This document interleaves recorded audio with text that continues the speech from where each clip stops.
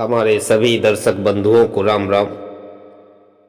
साथियों, आज इस वीडियो के माध्यम से हम जानेंगे कि हमें भविष्य की चिंता क्यों नहीं करनी चाहिए।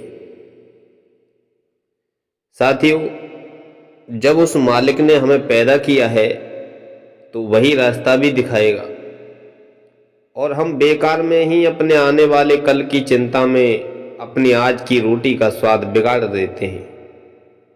आइए इसे थोड़ा गहराई से समझते हैं। जैसे हमारे बाग में कोई चिड़िया किसी पतली सी टहनी पर आकर के बैठ जाती है तो वह यह सोचकर नहीं डरती कि यह डाल टूट जाएगी, छोटी है और मैं गिर जाऊंगी। उसे डाली से ज्यादा अपने पंखों पर भरोसा होता है। और आध्यात्मिक भी यही कहता है कि दुनिया की चीजें, पैसा, नौकरी और लोग तो कच्ची टहनी की तरह है जो कभी भी टूट सकती हैं, पर असली भरोसा तो अपने भीतर बैठे उस राम यानी परमात्मा पर होना चाहिए जिसने हमें उड़ने की शक्ति दी है। जैसे एक किसान खेत में बीज डाल देता है और फिर चैन से सो जाता है। उसे पता है कि उसने अपना काम कर दिया। अब बारिश करना, फसल उगना उस ऊपर वाले के हाथ में है। क्या हम करते हैं?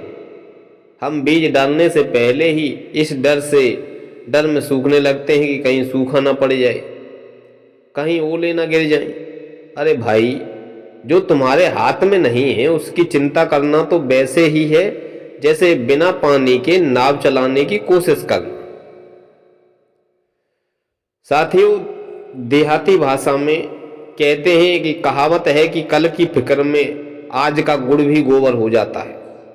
इसका मतलब है कि कल क्या होगा यह सोच सोच कर हम आज जो हमारे पास सुख है उसे भी भोग नहीं पाते हैं।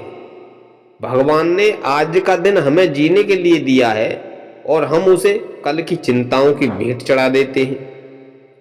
सीधी सी बात यह है कि भविष्य का डर सिर्फ एक भ्रम है। जैसे अंधेरे में पड़ी रस्सी सांप जैसी लगती है, वैसे ही अज्ञान की वजह से आने वाला कल डरावना लगता है। ज्ञान का दिया जलाओ और देखो कि जिसे तुम डर समझ रहे थे वह तो प्रभु की रची हुई एक लीला है। आइए साथियों, से और कथा के माध्यम से समझने का प्रयास करते हैं। इतनी देर वैसी गिल्लत रहे